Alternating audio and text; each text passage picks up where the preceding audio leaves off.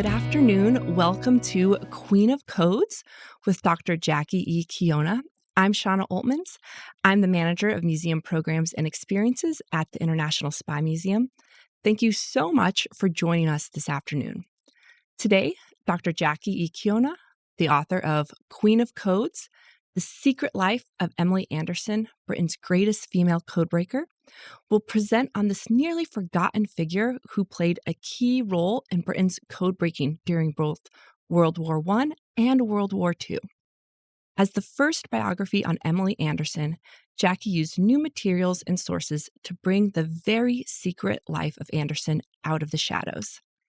Thank you, Jackie, for joining us during World Pride in DC and talking not only about Anderson, but also adding some extra context around the diverse community of codebreakers during World War II. After Jackie's presentation, we will turn to your questions. Please use the Q&A feature to write them in, and we'll get to as many as possible. And without further ado, Jackie, it is on to you. Thank you so much. I'm delighted to be here. It's a great privilege to have the opportunity to talk about this extraordinary woman who I've spent the last 6 years of my life researching and writing about. So very little was known about her until my biography came out.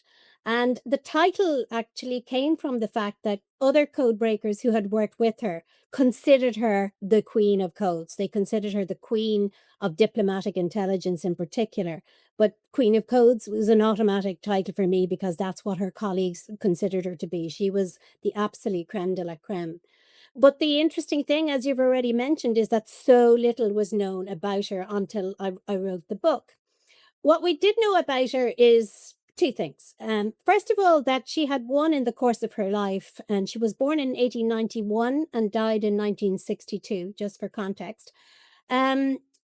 The first point of her life that we get some sort of sense of how she has a secret life is the Order of Merit, or the Order of the British Empire, the OBE, which was awarded to her in 1943.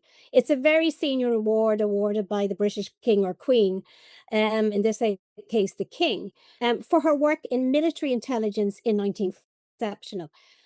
The second thing is that she was awarded in 1961 a similar award of a very, very high, very high of merit award, the Federal Republic of Germany's Order of Merit First Class, and that was awarded to her on the basis that she had performed an extraordinary feat in translating the letters of probably Germany's greatest composer, Beethoven, from German into English, and published that collection in 1961.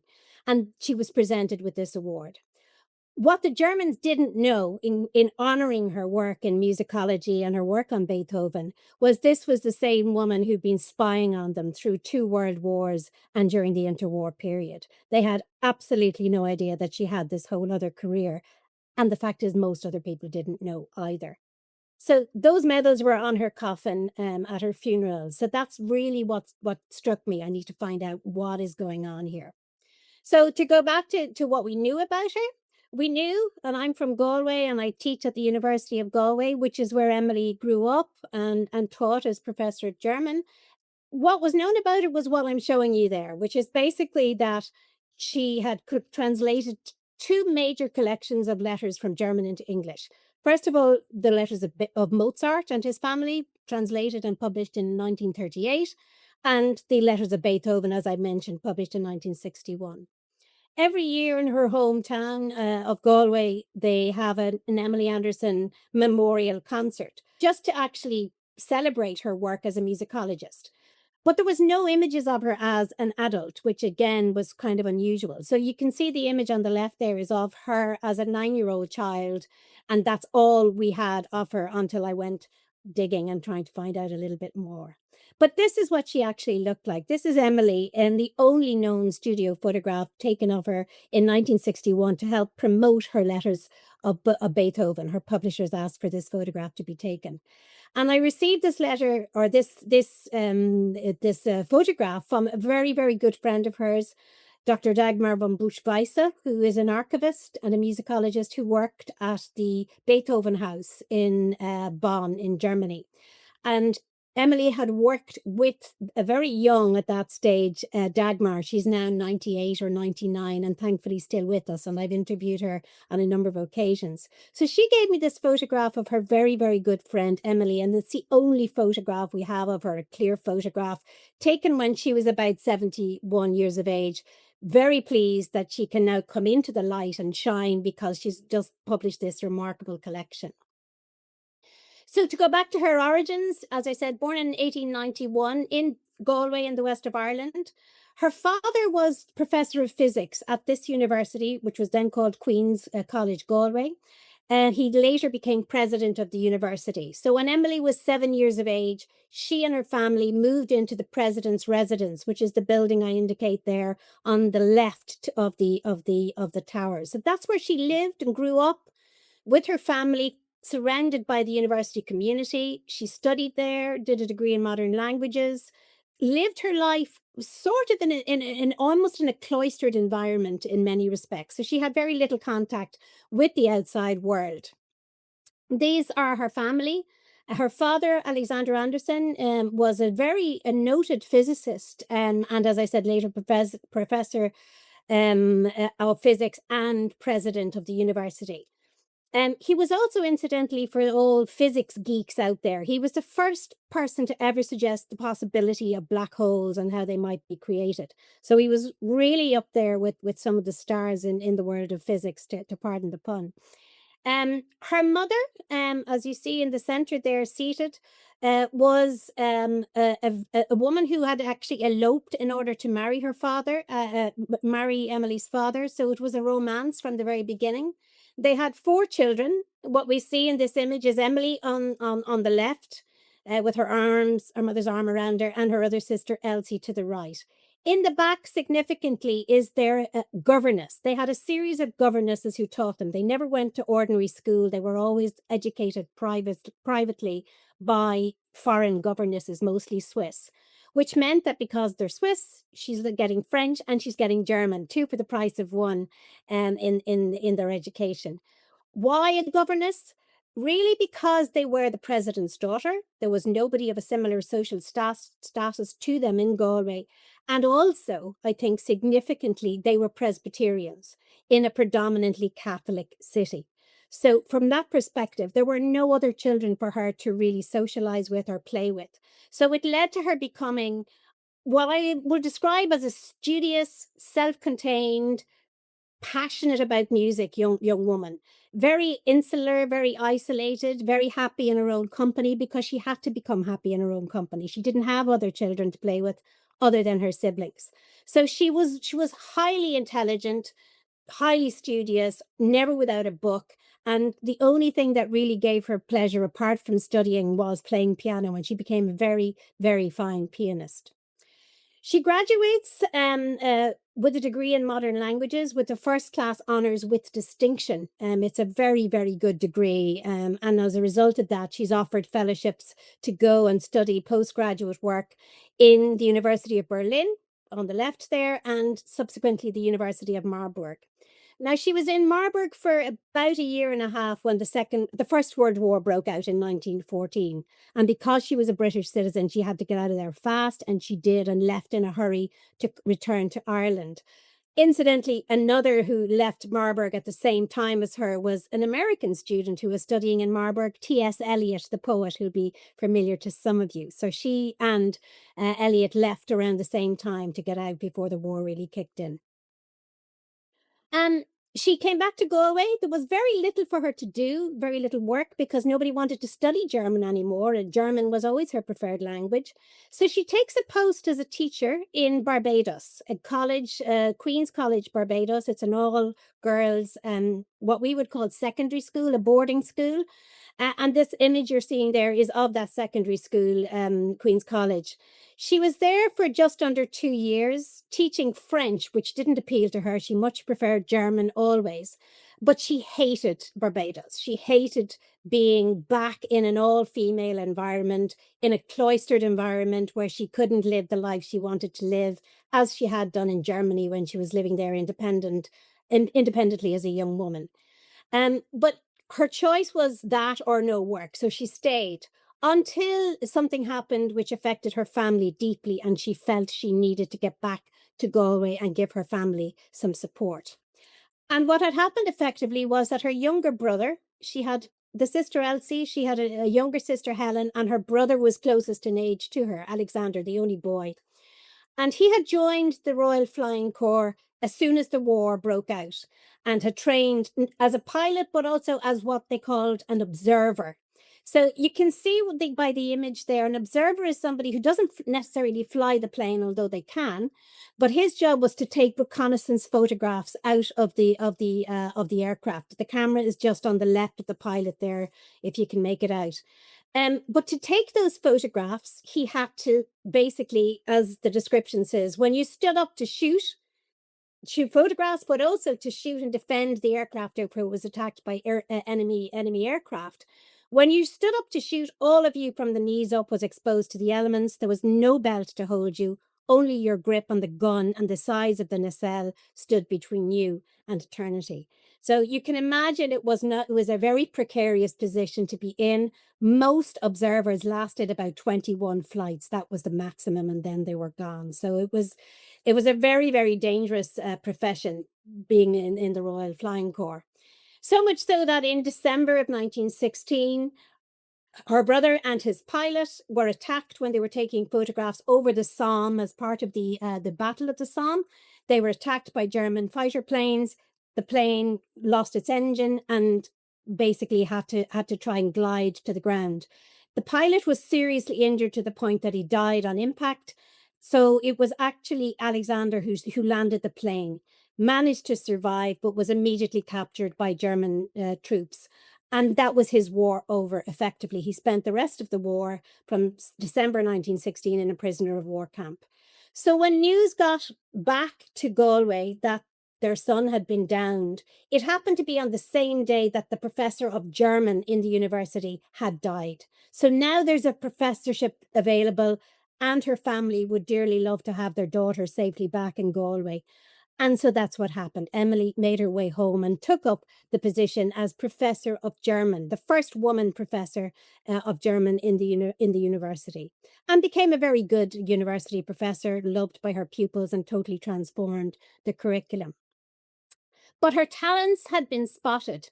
And not long after she came back to Galway in the beginning of 1917, she was contacted by person or persons unknown, because there was a severe need for people with language skills to actually produce decoded messages which were being sent by Morse code between the various agencies who were fighting in the war.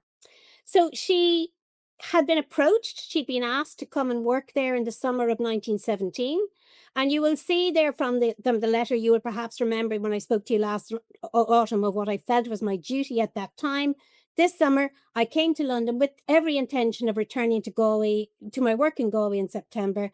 I had been told, however, that people with a thorough knowledge of languages was very wanted for military intelligence work in France, and I was asked to apply.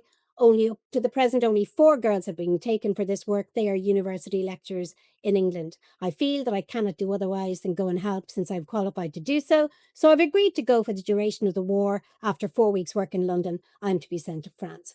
So this is where her career takes a whole new trajectory. She's been asked to help out with the war effort. Her brother's a prisoner of war. She wants the war over as quickly as possible so that he can come home to his family.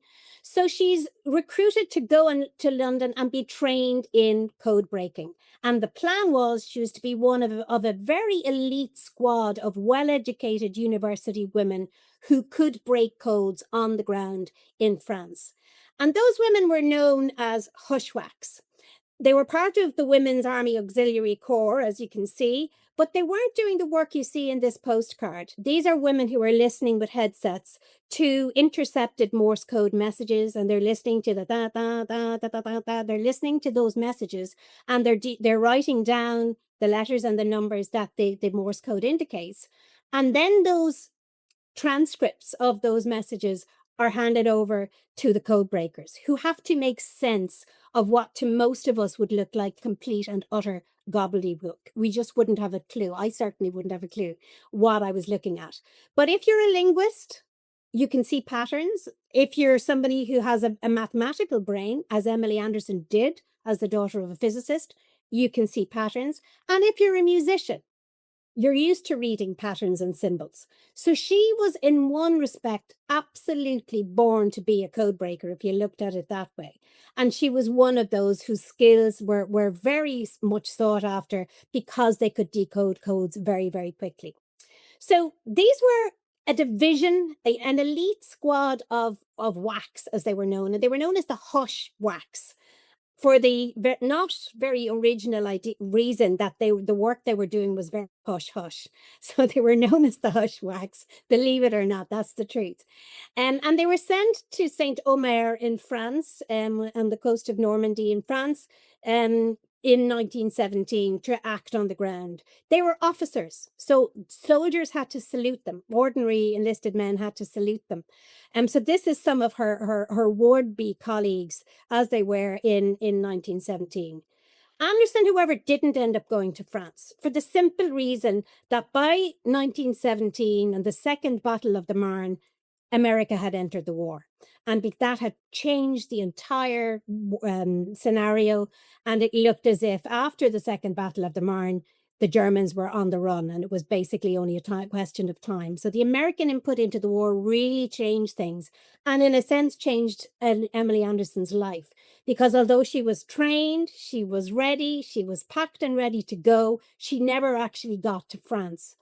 But they had noted her skills and knew that she and a number of the other women were so good that they could not be let go at the end of the war. So she was asked to stay on. She was asked to stay on till the end of the war, which she did. And she worked in a section called MI1B. Now, many of you would be familiar with MI5 and MI6 in British intelligence. This was the first iteration of military intelligence, MI1. And Section B was the Cryptanalytic Bureau, is the one where they actually were code breaking, not security, not special operations. They simply broke codes, but they did it in a very complex and very structured manner. So Emily was asked to join Military Intelligence 1B, which she did. And she joined it in July of 1918. And she worked right through to the end of the war. They wanted to keep her on after that, and they did. So she was continuing to work with an elite group of, a mixed group, I should say, of academics, of military men. You can see some of them were military men, some older women who were generally language professors. Some of them were classicists, so they were familiar with Greek and Roman and Egyptian hieroglyphics. Again, symbols, codes, trying to make sense of them. And so she worked with those men. I point out one at the back who was a fellow academic. He was a professor of Celtic languages at the University of Aberdeen in Scotland. That's John Fraser, who spoke 25 languages fluently. So that's the caliber of people that she was working with, some absolute geniuses, many of whom did their bit during the war and then headed back to their academic jobs and were very happy to do so. Not so Emily Anderson, and I'll explain why in a moment. So this is her at the height of her World War I code breaking. You can see her there. She's on the left, leaning against the chimney. Her boss, Major Hay, is in the middle, and all of these women were her fellow code breakers. All of them in the main university women with as I said, degrees in various topics. And this was their kind of last hurrah photograph when they finally finished their operations. They all split up after this photograph was taken. That's just a close-up of her. The reason I show it is because she's one of the few women, I think there's only two of them, who have hair that's shingled, the new style at the time, which was basically a bob. They cut their hair into a sort of an late 1990, 1900s, early 1920s bob, which was trendy at the time. So what you're seeing is a woman who's not afraid to express herself, and a woman who's happy to push the boundaries a little bit. She's just a little bit avant-garde there. And I think that speaks volumes about her. So after they decide to end the life of MI1B, they put it together, they put it to bed, basically thinking they're not going to need it again. Um, they set up a new cryptologic bureau basically to break codes. But before I move on to that, I want to show you what they were breaking. And this is probably the best example, and I've chosen it because it's in America. It's very important to the American history. This is the famous Zimmermann telegram, which might be familiar to some of you. It was sent by the German Foreign Minister, Arthur Zimmermann, to the German ambassador to Mexico. And the date was in January 1917. And basically, it was proposing an alliance between Germany and Mexico in the event that the US entered the war. In return, the trade-off would be that Germany would undertake to help Mexico regain lost territories, Texas, New Mexico, Arizona. This, when it was decoded, and you can see it there, it was decoded by Emily's colleagues in the Naval Intelligence section, which was called Room 40. So the code breakers there broke this code, and that's what they broke. If you and I were looking at that, how do you start to make head or tail of that message? But somebody did, a guy called Nigel de Grey, broke it. And the result was, when it was released, absolute and utter mayhem in the United States, where everybody said, we can't have this. We can't have the Germans plotting with the Mexicans against us. We can't have this. So it brought the United States into the war, it and the sinking of the Lusitania. So that's what she was working on. Why did they keep her on? They kept Emily Anderson and three other women, Florence Haylar, Claribel Sperling, and Florence Hannam. In July 1918, they made an offer to them and said, the services of these women are invaluable. They are experienced in working out of all kinds of codes. This is Hayes' recommendation. And he's basically saying, we're going to need a code-breaking bureau in the interwar period, because we're pretty certain there's going to be another war. They knew before anybody else there was going to be another war, because they're listening in to the diplomats, the embassies, and they're hearing what intentions are. So they know there's going to be another war. It's inevitable, and they need to be able to hit the ground running when that happens. So Hay doesn't take over this new interwar agency, which became known as the Government Code and Cyprus School. This man does, Commander Alistair Denniston, who becomes a really close friend, boss, longtime colleague and associate of Emily Anderson. And he has also spotted her potential, and on Hayes's recommendation says, we want her and we want the three other women as well. He became the new head of the Government Code and Cypher School, and later was the founder and the operational head of what became known as Government Communications Headquarters, or GCHQ, at Bletchley Park. So what is a code breaker? What makes a good code breaker? So this gentleman, Alfred Ewing, who had worked in Room 40, the Royal Navy's Room 40, he described a good code breaker as somebody who had, quote, intelligence, assiduity, patience, and care, and who possessed, quote, that incommunicable faculty for inspired guessing. To a good many, there would come flashes, some brilliant flashes, but two or three that, when they had acquired experience, seemed to live in an atmosphere of continuous light. They would leap or fly to conclusions with an agility incomprehensible to my pedestrian wits.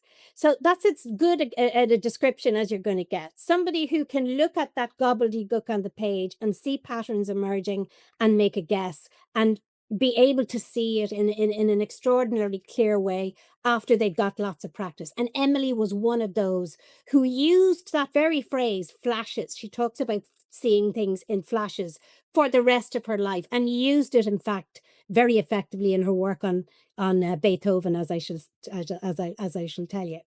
So she's already resigned once. She's sort of kept a foot in both camps. During the summer holidays, she goes to London and code breaks.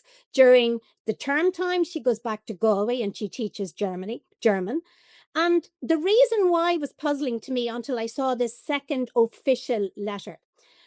She says in this official letter, dated June 24th, 1920, in London, she says, I beg to tender my resignation of the chair of German language literature at University College Galway, which I've held since October 1917, as I have been appointed to undertake research work at the Foreign Office in London. I should like my resignation letter to date from September 30th. Okay. So research work in the Foreign Office was her code.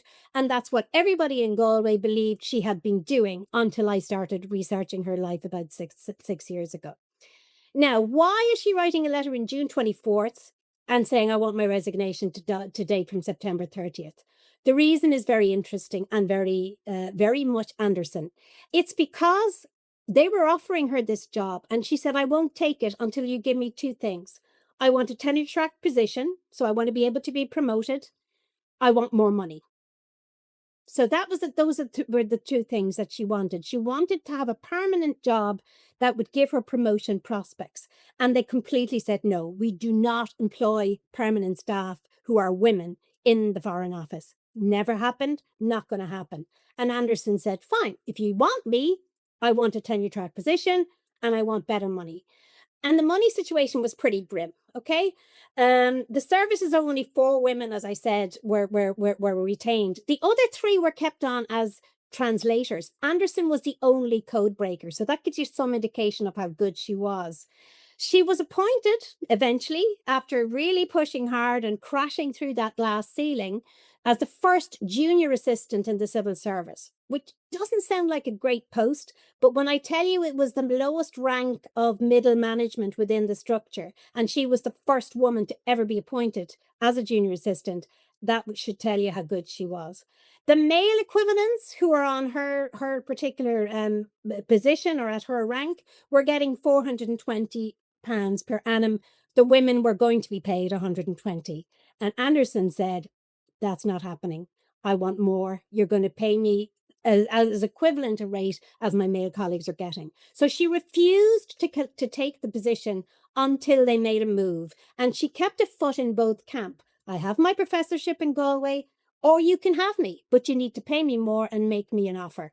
And they did eventually. They gave her the role that she had asked for, and they increased her salary so that she ended up with 260 basically and a bonus. So it was a real victory. So she was at one point not only the highest ranking woman in the British intelligence service, but she was also the best paid woman in the British civil service as a whole. And that tells its own story. She moves into this building here, Broadway Buildings, London, home to the Government Code and Cipher School, until the Second World War, when everybody moved to Bletchley. And she was happy there. She was productive there. She was working on diplomatic intelligence, which means she's listening in to the embassies and the politicians and what they're saying to each other. So she was probably one of the first people to know, because Italian diplomatic was her specialism, she was probably the first to know what Mussolini's intentions were in respect of Hitler and the Nazi regime. One little aside, I suppose, is that opposite, this building was opposite St. James's Park tube station or subway station in London. And outside of it every day was this guy who is a blind match seller. The blind match seller was assumed to be a veteran from the First World War. He wasn't a veteran from the First World War, nor was he blind. In fact, he was a German spy. And he was sitting at supposedly innocently selling matches, and he was actually noting everybody going in and out of the building and knew their car registrations, knew where they lived, practically knew who their wives and families were. So it just goes to show that, not every organization can be completely leak free. So coming closer to the Second World War, in September of 1938, there was a gathering of code breakers at what was Bletchley Park, what was to become the incredible machine that was Bletchley Park.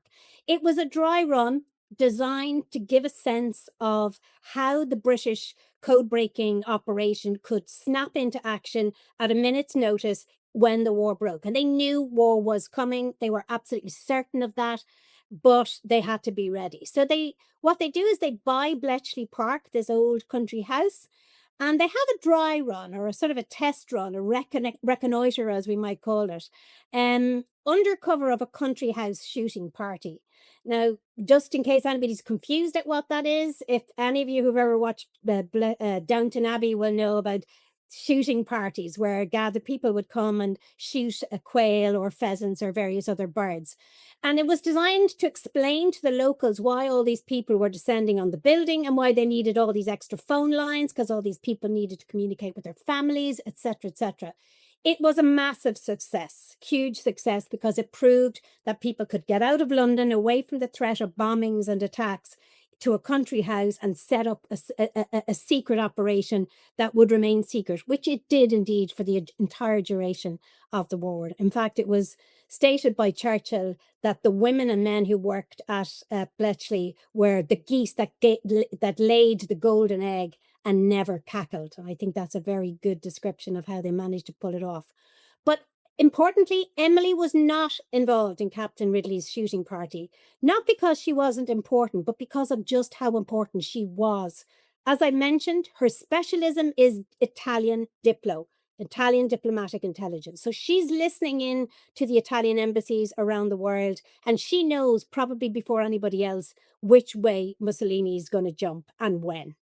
So she cannot be spared. In fact, there's accounts of she and her colleagues sleeping under their desks in their office in Broadway in order to not miss out on anything. So it was a very intense period. So she missed Captain Ridley's, but she was more than ready to hit the ground running when the war did start a year later. And when it does start in 1939, she is sent to Bletchley. Excuse me, she's not based in the main house because that's basically taken up with the services. So the military, the army and the navy are all basically in the main house. So she and her colleagues in diplomatic intelligence and commercial sections are based in this building here, known as Elmer School. It's literally the field right next to Bletchley. So you can see Bletchley from it. I've been there myself. So she is, because she's so senior, she's put in a billet. Everybody's billeted in local people. She's billeted in the manor house here, this very fancy house owned and lived in by Sir Maurice Hayward, a former civil servant in the Foreign Office. And it's her first billet during her time in Bletchley. It's a prestigious billet, and it would have been considered that she would have been in a luxury billet. But she didn't last there long. She only lasted less than 2 months and she moved. And the reason she moved is this woman.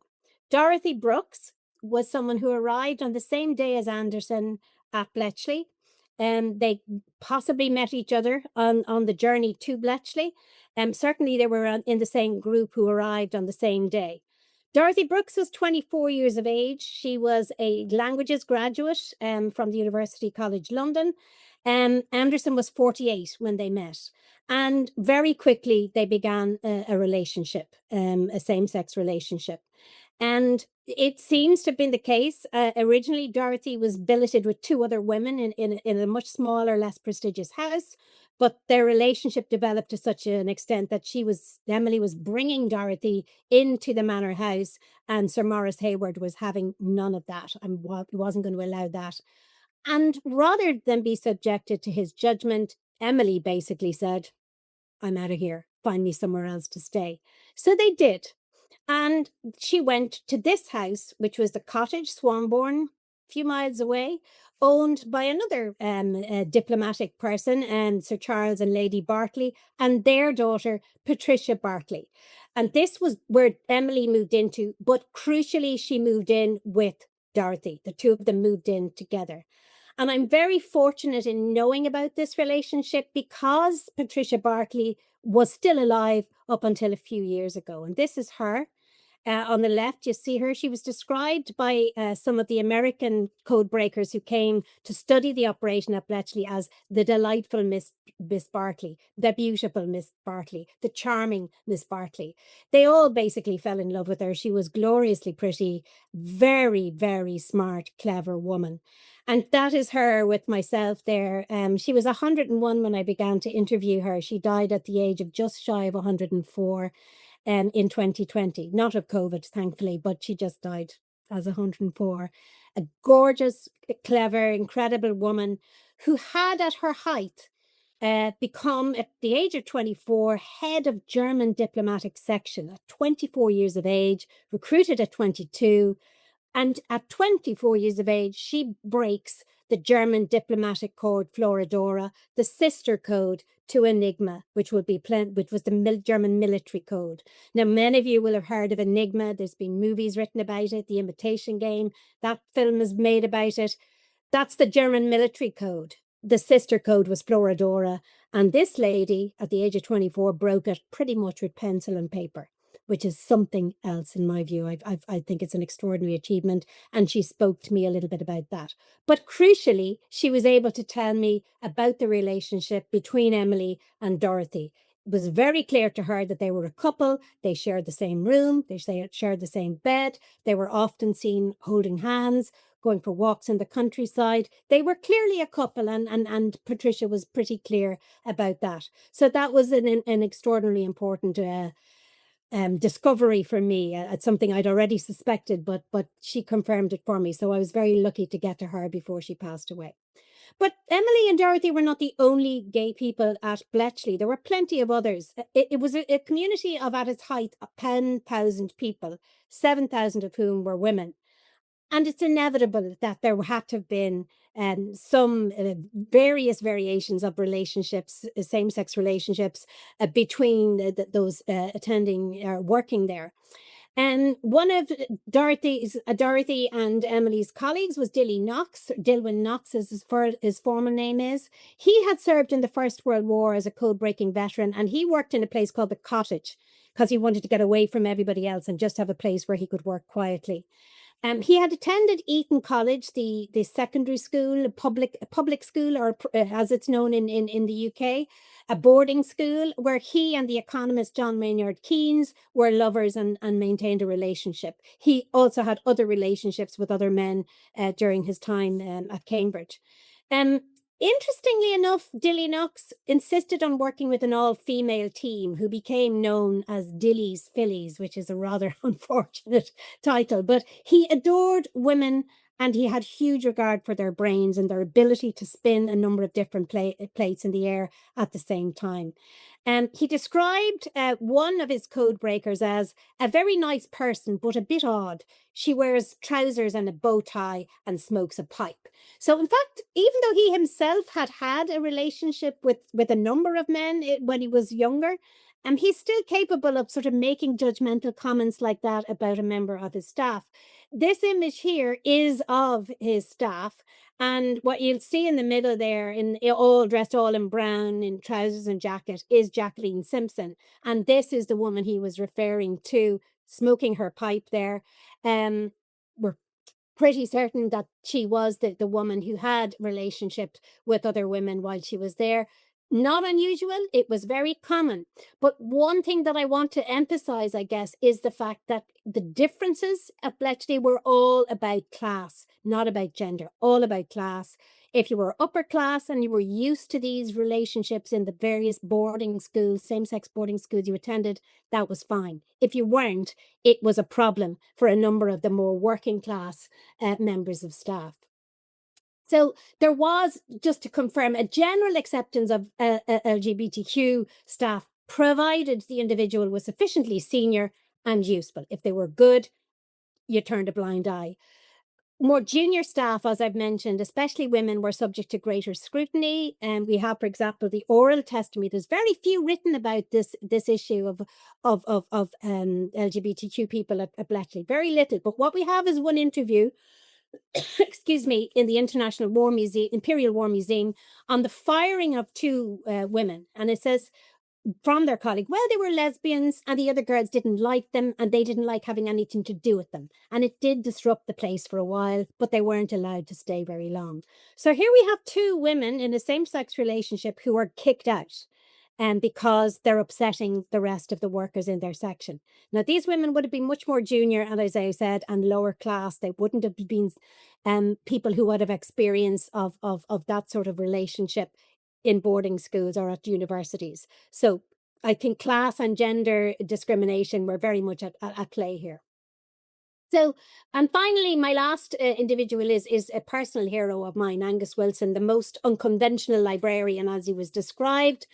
He was described by one of his colleagues as a brilliant young homosexual. He used to mince into the room wearing, in those days, outrageous clothes in all colours. He chain smoked, his nails were bitten down to the quick, and he had a rather hysterical laugh. And there are many other descriptions. Basically, Angus Wilson was a well-educated, upper-class boy who'd gone to public school, boarding school, and had begun relationships with other men then.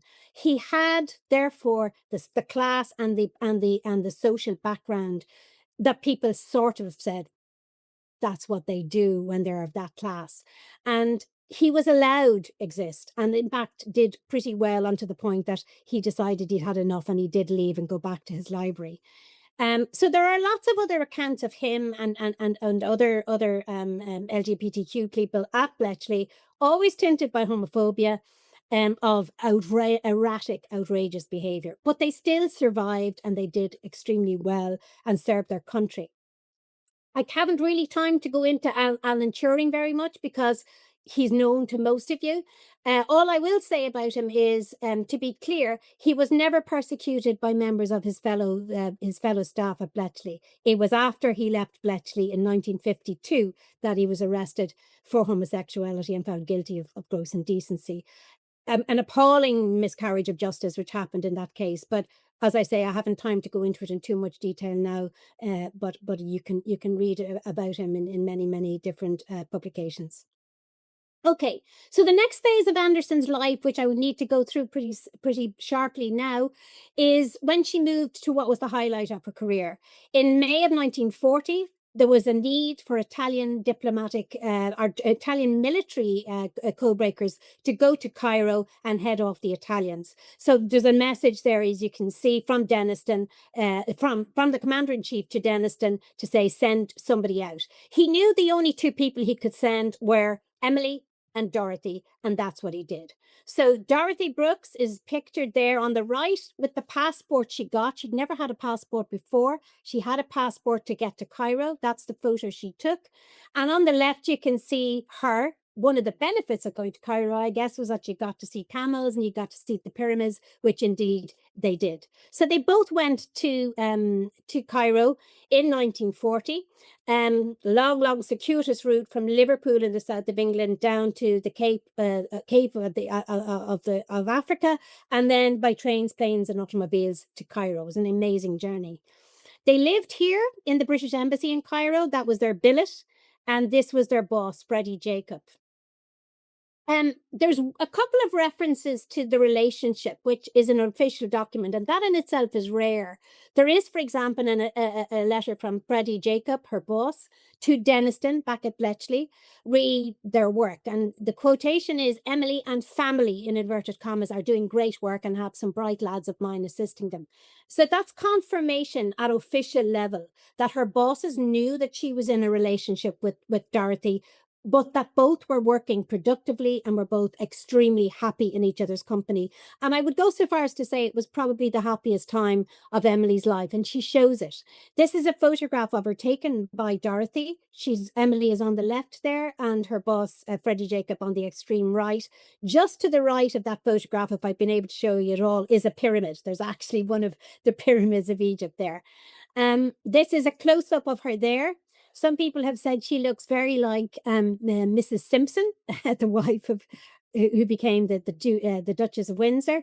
She does look a bit like. She was always very slim and always wore her pearls, always wore a very well crafted suit. But that's her smiling happily at her lover, Dorothy. And Dorothy is pictured in another photograph on the right, holding her gas mask there for fear of attack. So the two women were working on what became known as the East Africa Campaign. And on the right there is one of the decrypts that she actually worked on. And you can see yourself, it's groups of 5 letters and numbers. How anybody can make head nor tail of that, I do not know. But Emily and Dorothy worked brilliantly as a team. They got on extremely well. They were faster than anybody else. They were tearing through decrypts. And eventually, It led to the defeat of the Italian forces at the Battle of Amba Alaghi on the 19th of May 1941, which involved, that's a photograph of the actual surrender. 5,000 Italian troops surrendered, and it was the beginning of the end of Italy as an Axis power. After that, Germany has to invade Italy to subdue the Italians, who are now not their allies anymore, they're now their enemy, and the armistice is signed on the 3rd of September. That is the reason why Emily and Dorothy were both given their awards. Emily got the OBE, as I said, the most senior award you can get. Dorothy got the MBE, the Member of the British Empire, a slightly lower award, but she was very proud of that fact. Why did they get the award? Well, we're told here the flood of intelligence was not confined to any one section of command, but was general throughout the whole area of operations. I'll cut to the chase. He says, this is the commander-in-chief, never indeed can the commander of an army have had such an unfailing access to the plans of his opponent, or such precise particulars of the disposition or intended movements of the opposing forces. So in other words, they knew exactly what the Italians were going to do nearly before the Italians did, but certainly as soon, it was almost in real time, they were able to decode these messages, and that intelligence meant that the British were able to basically ambush the Italians, and it cost the Italians an army of 220,000 troops in Africa and their actual empire in Africa. So the East Africa campaign was very, very, very strategically important, and that's why she got her award in 1943 and didn't have to wait till the end of the war. And how important was it to them? Very much so. This photograph of Dorothy on the right shows her wearing her own MBE, and there's many photographs of her wearing her award. She was deeply proud of it, and rightly so, because it was a partnership between her and Emily that really, I think, got her over the line. And we're told how important it is in that comment there from Jacob to Denniston, that they had to get the keys in such time sensitive way, and they did that, and it played such a vital part in the campaigns.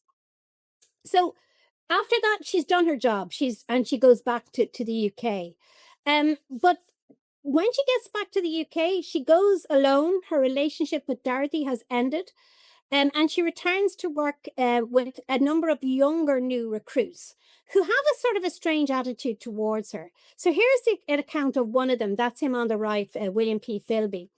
I shared a room with 4 others, but one lady secretly returned from Egypt, demanded her own room, and refused to come to work until she was given it. How Denniston mollified her, I will never know. But after a week's absence, she meekly asked me if she could have a table and chair. She was an excellent translator, but with her status as the senior lady of the Foreign Office, she insisted on translating only messages less than a week old. When there was nothing to her liking, she brought from her drawer her manuscript of a definitive biography of Beethoven, which later became a classic. Now, what's important about that quotation, and apologies for the length of it, but you can see the attitude of a younger man to an older woman. He's dismissing her. Well, she only will do messages less than a week old. Why? Because she's so much better than anybody else, and she needs to use her services where they can be most effective. So she is way, way, way above this guy in terms of her class as a code breaker. But he doesn't see her. He sees her, and he describes her elsewhere as a wizened old spinster. She's only at this stage, I think she was 52 at this stage. So it's not exactly old, but that's how he perceives her. Okay, so he mentions Beethoven. Once the war ended, she was able to actually work more intensely on her letters of Beethoven. And she did this by doing it in her spare time. When she went home from work, she would work on the letters. And there's a testimony there, which I won't read out for you because I need to move on. We're running out of time. And by John Tiltman, a very senior member of British and indeed later American intelligence, who talks about the fact that she said to Denniston, my real work starts when I leave here. So in other words, when I go home, I go home to Beethoven, and I can do my letters and my translations, and that's where my heart is now. So the work on Beethoven began even before her letters of Mozart had been published in 1938. I have a list of the letters there. One of them was 2 months after Captain Ridley's shooting party. It's a break during the war, and she resumes her correspondence then in November of 1952.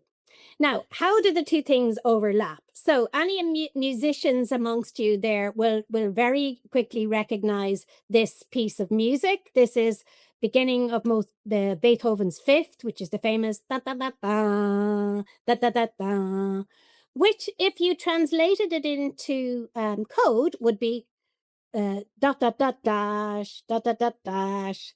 And if you're in any way aware of Morse code, you know that dot dot dot dash is V, and V for victory was what Churchill used. He was determined that the Germans weren't going to have Beethoven all to themselves. So in every broadcast to the British public during the war, he insisted that the first bars of Beethoven's Fifth, dun, dun, dun, dun, dun, dun, dun, dun, were played.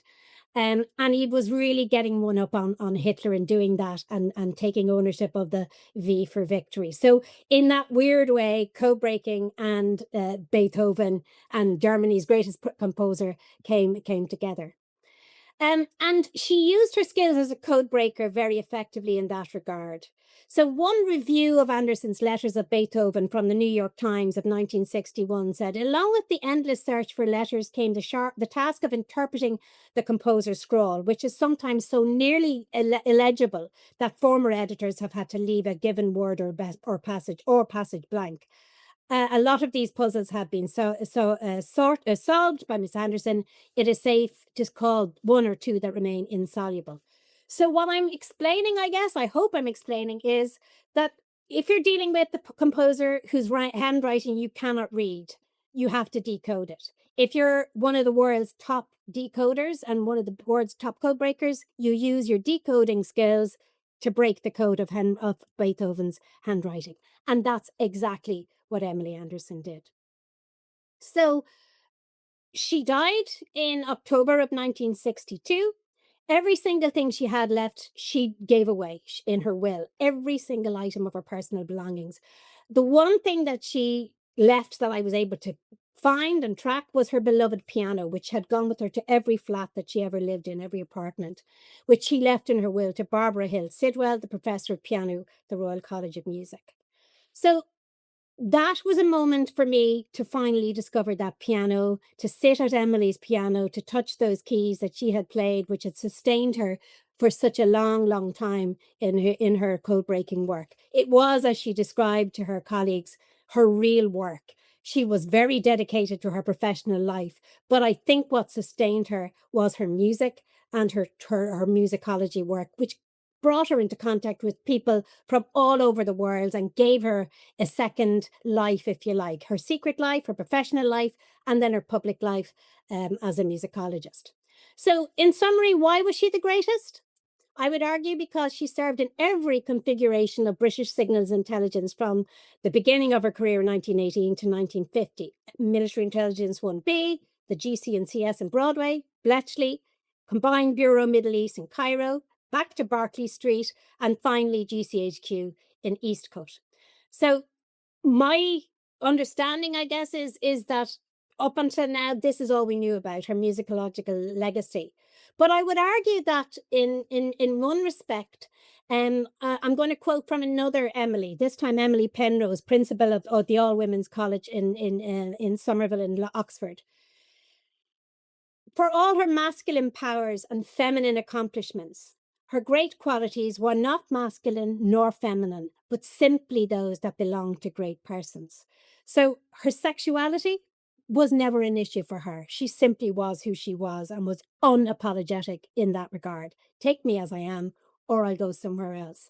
So I believe that that is also something that she should be praised for.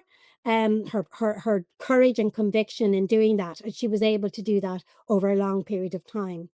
I think in terms of her pride in that, she as an Irish woman would have been very, very proud, I believe, of the fact that in May of 2015, Ireland, my home country, became the first country to approve same-sex marriage by popular vote in a referendum. And it was 62% against 38 with a 60% turnout. That's exceptional in a referendum.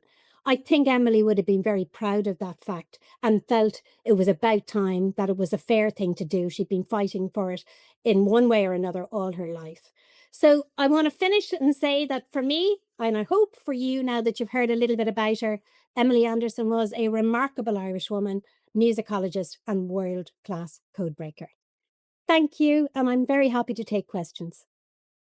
Well, thank you so much, Jackie. That was incredible. What a remarkable life she led. My first question for you is you mentioned how really not much was really known about her outside of the music work she did. So how did you get an interest and discover kind of the secret life of hers?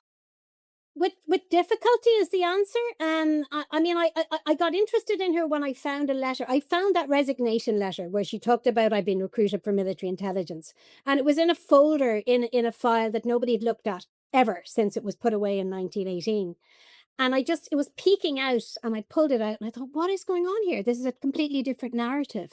So I began to check out who was this woman, and it took me to all sorts of places. It took me all over Europe to various archives that she'd worked in.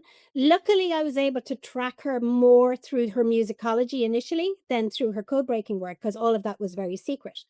But eventually, I did start looking at the files in the National Archives at Kew, and also began to speak to the historians who are working in GCHQ. And they've said to me, thank goodness finally somebody's working on Anderson, because she was way better than so many of the other code breakers, and she deserves that credit. So I was very fortunate in sort of tuning into that and being able to find her through some existing sources, but also having to think outside the box and track her in other ways, which is what I did over the course of 5 years. I have another one here. How did they discover the German spy undercover selling matches? I think there was leaks. They realized that people people's car registrations were starting to pop up, and they thought, "Well, how's that possible? How are people knowing that? There has to be something going on here." And eventually, they put some surveillance in place and realized that the blind match seller occasionally didn't look like he was blind at all. You know, that he wasn't tripping over things, and people would bump into him, and he was kind of saying sorry, apologies, you know. So I think he was rumbled eventually, but he'd been there over a year by the time they twigged that he was actually a spy. So it was very poor intelligence on the part of the British. But you know, they did eventually rumble him, and he was dealt with, shall we say. I have another one here. Did you ever get an idea or sense of how Emily dealt with any homophobic or sexist interactions in the workplace, or her approach and how she handled it throughout her career? I'd never got any sense of any pushback at all. I think how she handled it is how she handled everything, which is basically to say, this is me. If you don't like it, then I'll walk away. But she was so senior within the intelligence organization that nobody was going to question her sexual preferences. And she was also sensible enough that she was discreet about it. I mean, I only know about it because of the fact that I met Patricia Bartley, who was able to tell me. Excuse me, I had suspicions that herself and Dorothy were a couple. I'd seen that reference to family, which was very much a coded word.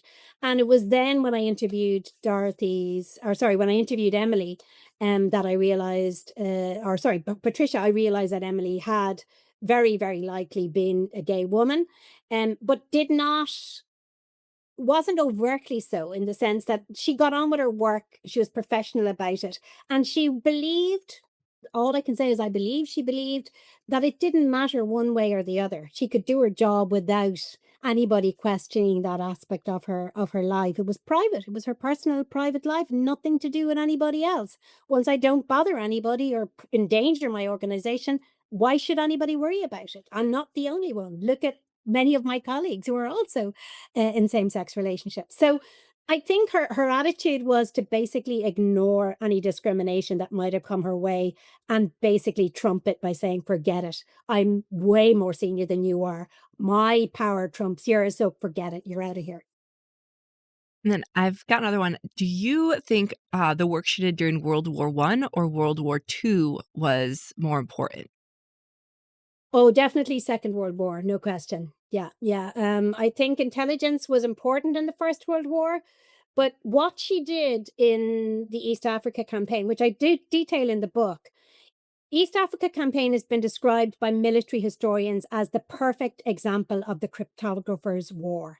That's how important intelligence was in that war, because in the East Africa campaign, it really was all about anticipating what the Italians were doing. And the Italians had got sloppy and lazy. They weren't changing their codes regularly. And Anderson and Brooks were all over that. They were so all over it. Whereas, excuse me, in the North Africa campaign, it was much more about the tanks and the manpower and all of that. But the East Africa campaign was over so quickly, and it was because of the intelligence that they had. So, without a shadow of a doubt, I think her intelligence in the Second World War saved a lot more lives and was instrumental in ultimate victory. All right. Well, we're closing out on an hour. I have one final question for you. So we feature a gallery on codes at the Spy Museum. And we talk about lots of different code breakers, including Alan Turing, who you briefly mentioned. But we talk about Elizabeth Friedman in Yes. our gallery, who was this incredible American code breaker. But, we know information about her. I mean, she's featured in a museum. Um, any thoughts about why Emily's story has been so hidden? It's fascinating that you should mention the Friedman, because and also Agnes Meyer Driscoll. Agnes Meyer Driscoll and Elizabeth Friedman and Emily Anderson were considered the three top code breakers in the world in the 20s, 1920s and 1930s, justifiably. You're right. There have been books written about Friedman and Agnes Meyer Driscoll. The reason I think Emily Anderson is because of the fact that she didn't really want her career as a code breaker to in any way compromise her career as a musicologist. I think if any hint of her work in code breaking had leaked out, she couldn't have gone to archives in Bonn, in Berlin, in Salzburg, Vienna. She couldn't possibly have done that. I mean, as I said at the outset, she was awarded this prize by the German president himself, and he had no idea that he's dealing with this top code breaker.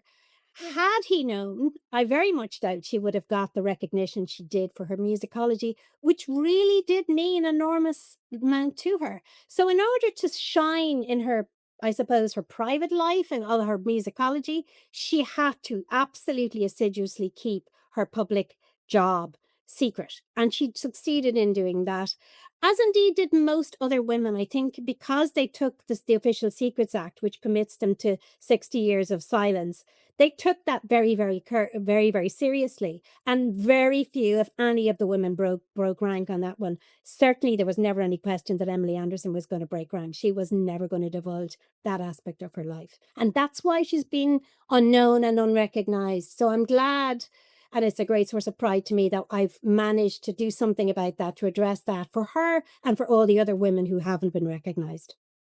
Well, Jackie, we are also so glad that you have shed so much light on her life. That was an incredible presentation on just a remarkable person. So, just want to thank you so much for joining us today and sharing the story of Emily's life. We really, really appreciate it. We also have a variety of virtual and in person programs coming up at the Spy Museum. So, please check our website calendar to see what's happening next. But otherwise, I just want to say another thank you to Jackie for joining us. This was an incredible way to spend an hour this afternoon. So thank you for your time and expertise. My pleasure. Thank you. All right. Thanks all. Bye.